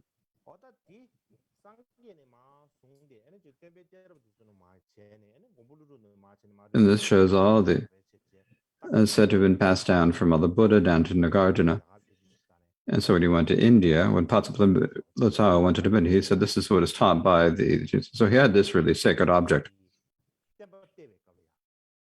It's basically the teachings of the patriarchs, so the upholders of the teaching. This is a sacred object depicting them. The second thing was there was a white conch that was blown in Bodh Gaya during the time of Nagarjuna when they're holding pujas. And so Potsab Lodzawa gave this the first Karmapa of Dusum Khyentse and said, I am transmitting the Buddha's teachings to you. These things, these articles, were passed down from one student to another when they're transmitting the teaching. So just as they transmitted the teachings, I'm also transmitting the Buddha's teachings to you. And so you must take the responsibility for the entire, I'm transmitting the entire Buddhist teaching, so you must take the responsibility for the entire teachings of the Buddha. So this is what he said. And so for this reason, in this respect,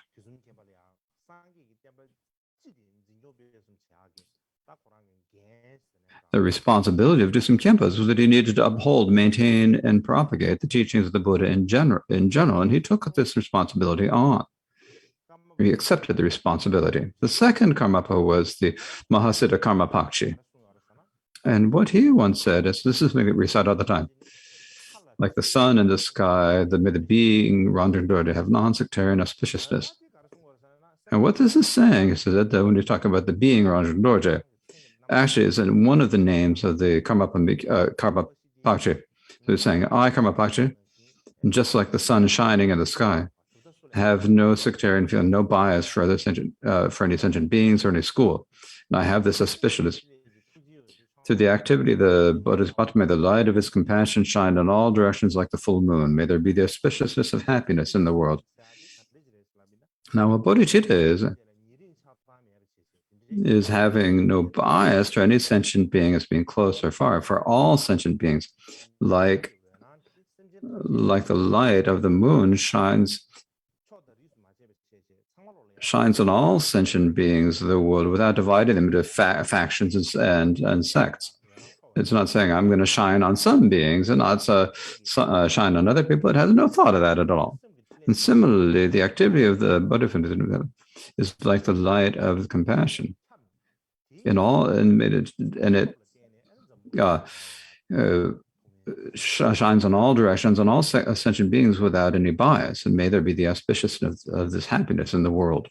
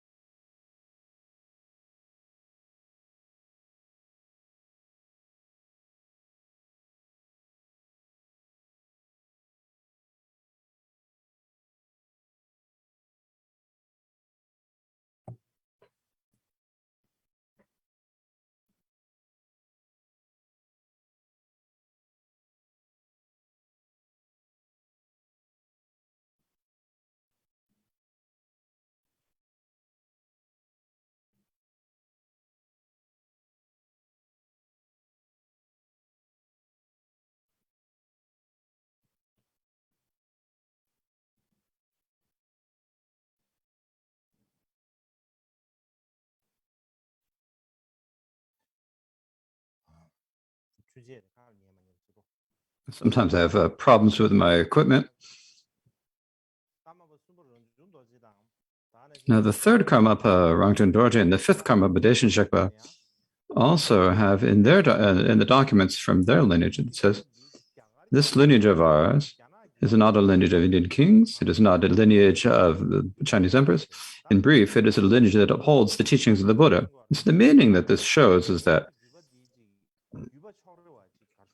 they're saying that their tradition is not a sectarian tradition, like the Dakpo Kagyu, or of course it's a Dakpo Kagyu lineage, but it's not that it's included specifically within a particular lineage. It is a lineage of holding the teachings of Buddhism, so giving many different names, and many people give different names, then we have attachment or aversion to them, so there's no need to give many different names to it. It's in brief, it is a lineage that holds the teaching of the Buddha.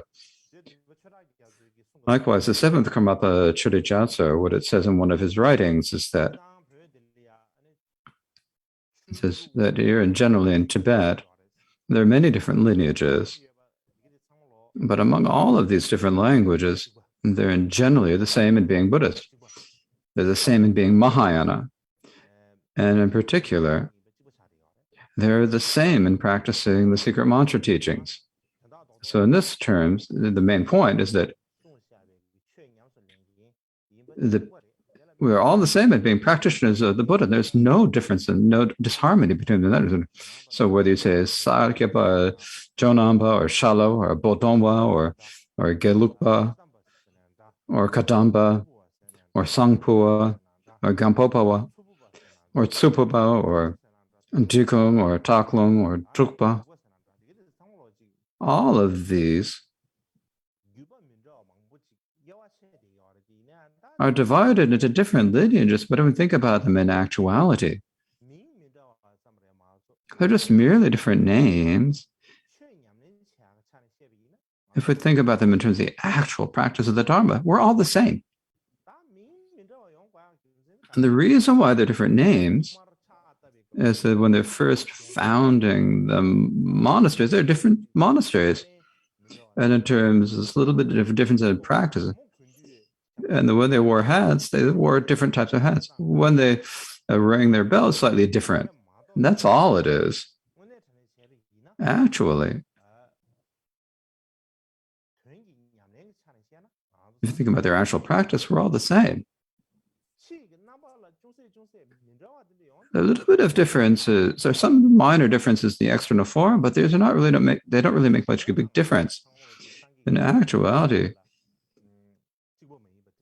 that does not mean that they're different, and that's not being the teachings of the Buddha.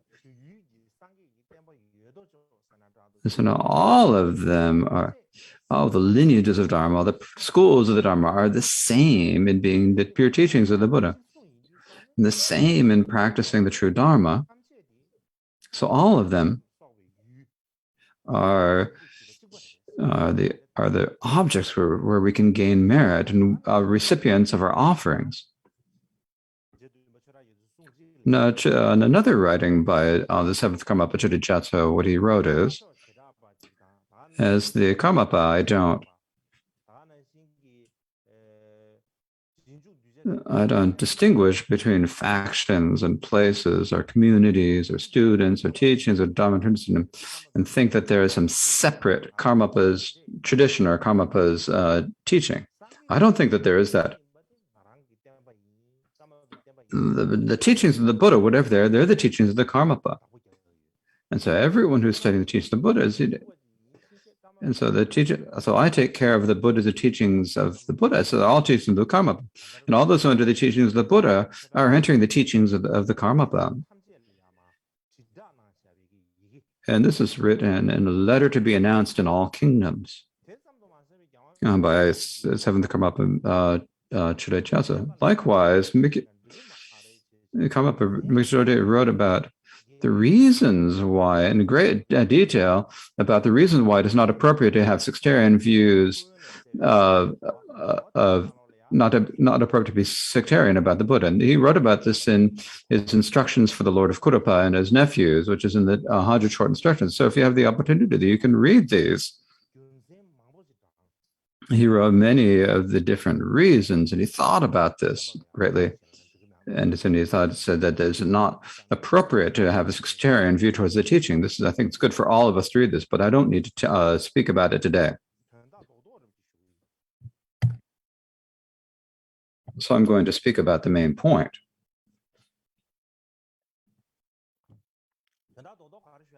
And the main point that I have to say is,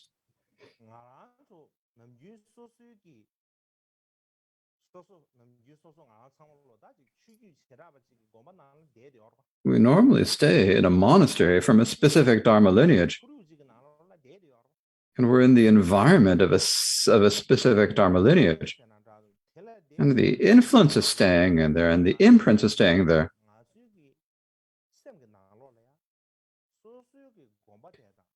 Has a real influence on how we see things with our eyes and think about things in the mind. And so we really only see our own monastery and own ladra. We don't see others at all. And so when we speak about spreading the teachings, the way we mainly understand this is a way of making one's own monastery, our own ladrang flourish. That's the only way we think about it.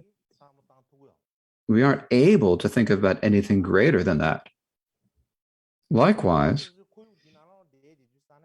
Since we're in our own individual environment, we think that this monastery and our own ladang need to remain forever until samsara is emptied. That's the only way we can think. We don't see that things are changing.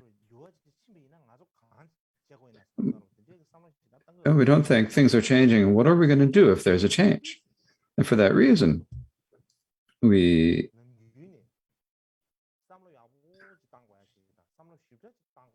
need to think of in more depth and in more detail than we normally do. And so what it says in one text is that when we want to look at others, we need to the viewing ourselves. We have eyes that can view others, but we need to use those eyes. We don't see ourselves. If we want to see ourselves, what we need is we need a mirror. If we look at a mirror, then only we can see ourselves. Only then can we see what we are. Similarly, if we want to see what the actual situation is, if we wish to see that, of course, if you don't want to see it, it's a different question. But if you want to see what the actual situation is, the way you should look,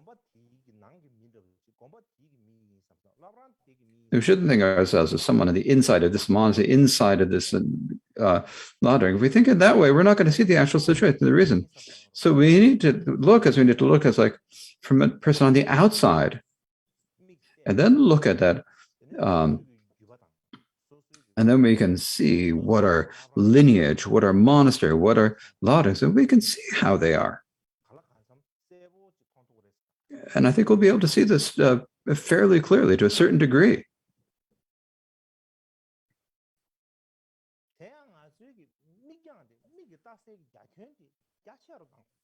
So we need to expand the range of what we're looking at. Right now, we're only seeing this far. If we're only seeing one arm length, then we need to look longer so that we can be able to see several kilometers away. Then gradually, we need to expand our viewpoints that we can see the viewpoint of see the entire world. And if we do not do this, then it's not going to work in this day and age. We're in the 21st century.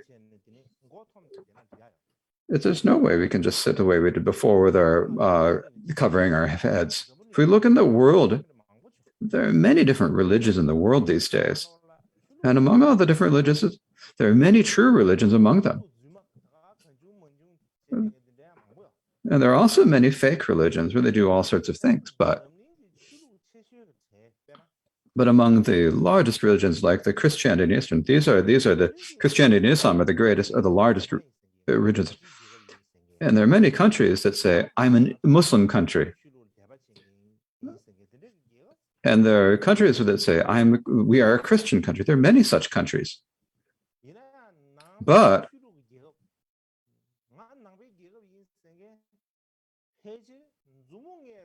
if you want to count the countries that consider themselves Buddhas, you could count them on the fingers of one hand. There are only a few. Though we say that Buddhism is one of the largest world religions, it is one of the largest world religions, but if we compare it with other world religions, if we can, its spread with that of others, there's a big difference. There's a huge difference between the two. In the old days, in the world, there were many Buddhist countries and many regions that had faith in Buddhism, but there were more than there are in the present day. But the number of countries that are Buddhist countries have become, there are a number of Buddhist countries that are no longer Buddhist countries. And if we think about it in this term, I think this shows that there's been a real decline in the Buddhist teachings. And so when we think there are many different reasons why Buddhism has declined, but one reason is an external condition. And there are various external conditions. Like for one thing, to give an example, the other religions use either peaceful and violent ways to spread their religion all around the world. And they strive really hard to spread their religions. And when they spread their religion, then they've come to many, there have been many previously Buddhist countries and previously Buddhist people who've been converted to other non-Buddhist religions. But the most important is the internal condition. And that is a situation within Buddhism, within the Buddhist community itself. And the most important point here is that is that there are really very few good connections among us Buddhists. I think if you say this, there's nothing wrong with saying that. This is something we need to think about. Like in the Buddhism, we just died within a Mahayana and foundation. I'm Mahayana, you're foundation vehicle. So we make a distinction between Mahayana and the foundation. And we also the Sutra and Vajrayana. You say, oh, well, we're Sutra to your Vajrayana. The Vajrayana is not right. Likewise, we said that there's Chinese Buddhism, Tibetan Buddhism, Theravada Buddhism, right? And so we make many different distinctions in the traditions. And if we forget about the others, even within Tibet, there are four main lineages, or 5 great lineages. And now it's like that they might have turned into 6. And among them, if we think about the Kagyu, they're like dozens of divisions. We talk about the 4 senior and 8 younger lineages. This term, the 4 elder and 8 younger lineages, and perhaps it's not such a good name. But in any case, there are many different divisions. And even among that, there are many people who say that there are people who go from one Kagyu, they go to look and see if they can establish themselves in another Kagyu. But if you think about it, well, so we say, we are this Kagyu, I'm that Kagyu. But if we do what we can to substitute others, but look at it originally.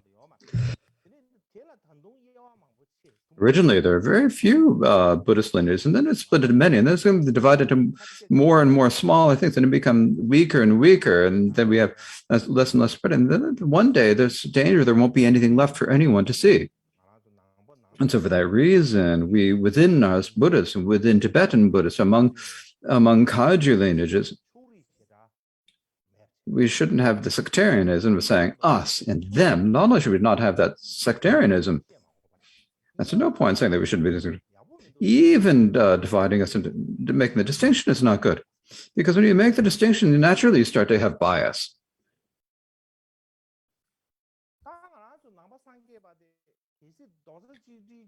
So all of us need to unite at a single community. The first step we need to take is that we need to take the step ourselves. Otherwise, no one else is going to do it. We have to take the first step ourselves. If we always wait and never make any movement, then what's it going to be like? To give an example, if you have a nice ripe fruit, you buy a nice, delicious fruit. Instead of eating it, you put it on a plate, and put it there. And if you leave it a few days, what's going to happen to it? It's going to rot. And once it's rot, then forget it. If you don't do anything, if you just leave it without taking care of it, it's going to rot. It's the same. And so for that reason, we need to start with our own monastery. So with our own lineage. We need to begin with our lineage and with something. And we need to have to increase our idea of creating connections and unity and expand our idea of belonging until we have that we're the same on the inside and out. And so when we get to develop a stable idea to the unity of Buddhism, what it really comes down to it is the idea that if one declines, then all decline. If one spreads, then all spread. And believing that situation, if we believe that, then if Buddhism declines, then all of us are going to decline. And if Buddhism spreads, we're all going to spread. And so whether it does or not, it depends upon that. For example, you have the U.S. It's a really powerful country, right? In the world in these days. And because the country is so powerful, then the citizens of it are able to hold their heads high and say, I'm an American. They can be confident anywhere. And the reason for this is that the country in its general terms is a powerful country. And so for each of the individual citizens can have confidence and hold their heads high. If the entire country in the general terms is not doing so well economically, something that everyone looks down upon, then its citizens the people who stay will be weaker and they'll have less confidence. But it's difficult for us to develop that that sort of feeling. And the reason is we stay in the environment of our own specific lineage, and so we don't develop such a feeling. It's difficult for the to feel that. But one day, if you go to like a European country, or go to a place where Buddhism has not spread at all, and when you go there, when you get to that country, forget about the Buddhism, the different traditions, or think about the Mahayana and the foundation vehicle, and forget about having any disputes between all of this. There's no disputes between this Sakya and Kagyu or whatever. There's not even a statue of the Buddha. And if we were to see a statue of the Buddha, we'd be delighted. We'd feel happiness and dispel our sadness. And we'd all have this kind of like happy feeling that comes from seeing it. And so for that reason, we are in Buddhist monasteries. We're in the presence of the Sangha. And so it's extremely sacred and very difficult to find. But we take it for granted. We don't realize that we take it for granted. But one day, if you go out and go around the entire world, I think you'll have this feeling.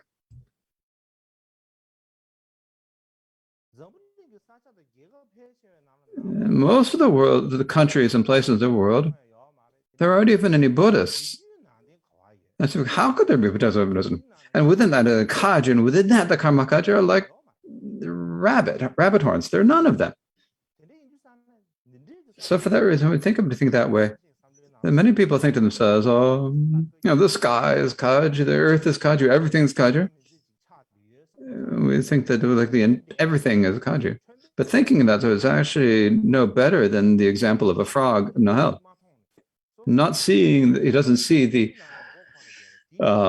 external world and staying inside a small environment, only seeing that, but actually seeing that. But they're not actually seeing the overall situation. And so for that reason,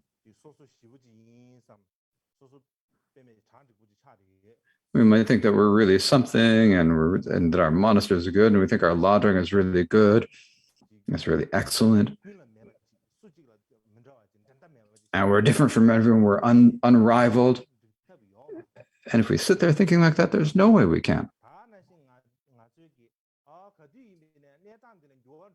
There's also might sit there thinking, oh, this situation is never going to change.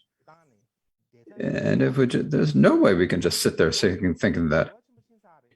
There's been a lot of change in the world already. And the world is becoming like a global village.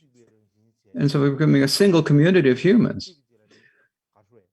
And we're getting even greater connections between people than there were before. And so in a time when there's been such development, if we stay there covering our eyes with our hands, there's nobody who can just sit there like that. Even if we sat there, we're just deceiving ourselves. That's not the actual nature of things. So for this reason, we absolutely must face up to the actual situation and look at it with our eyes. In terms of being, what is the bringing benefit to the Buddhist teachings? It's our responsibility. It's something that's appropriate for us to do. What is the Buddhism in general? Is no matter what lineage of Buddhist teaching, no matter what name is given, regardless of that, just merely because of being Buddhist, there's no difference. So for that reason, respecting them and serving them, that's how we should understand it. And so for this reason, whether within our Kagyupas, within Tibetan Buddhism, within Mahayana, and among all Buddhists, we need to all respect each other similarly and serve all the same way.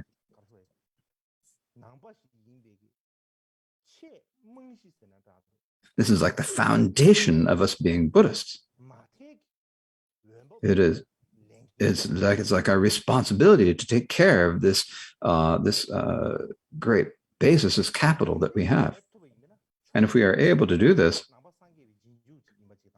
and if we do this, then from this point we become a follower of Buddhism and a follower of the Buddha. We can take that responsibility into this. Another experience. then it shows that we'll actually be able to practice the Dharma as a taught. So the Dharma means not being Buddhism. It means not having any bias to an ascension greater or lesser. Forget about ascension beings. Some people are not able to give up any bias. Forget about all ascension beings. We aren't even able to give up our bias towards a few different people. The third thing is that it shows that we will not let the kindness of the great master of the past, who upheld and spread the teachings with such great effort, we won't let that go to waste. And so it's important for us not to have any bias in the teachings and have a general view of respect and view for them. And now another way we need to think about here is that some of us think when you say we need to be non-sectarian, so it means that you have like no basis for yourself. You're unable to stand on your own.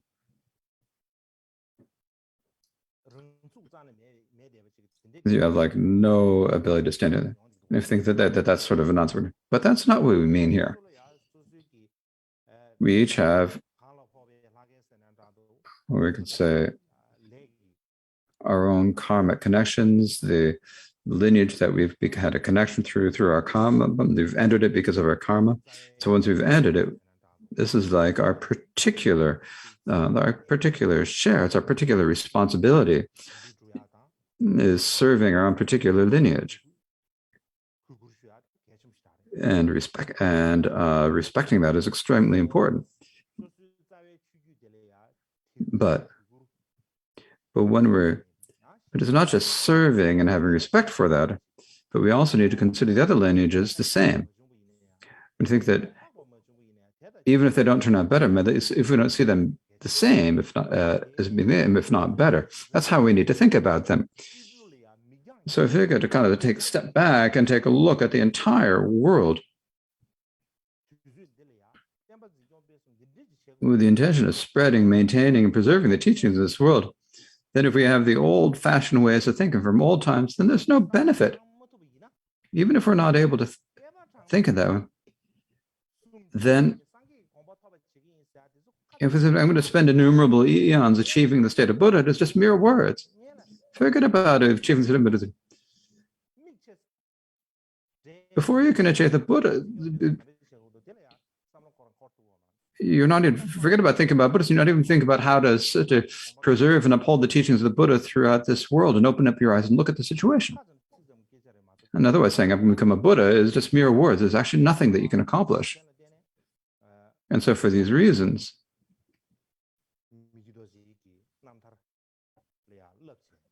we need to train and study the liberation stories of MIKYÖ. And if we then have a bias for the Buddhism, we think about what is the faults that come from bias and factionalism. And there's actually no benefit to having bias. There's no benefit for it towards our religion. Forget about the harm, but there's no benefit. And so for that reason, it's very important to be non-sectarianism in the Buddhism. So that is enough for today. Now we will recite the dedication prayers.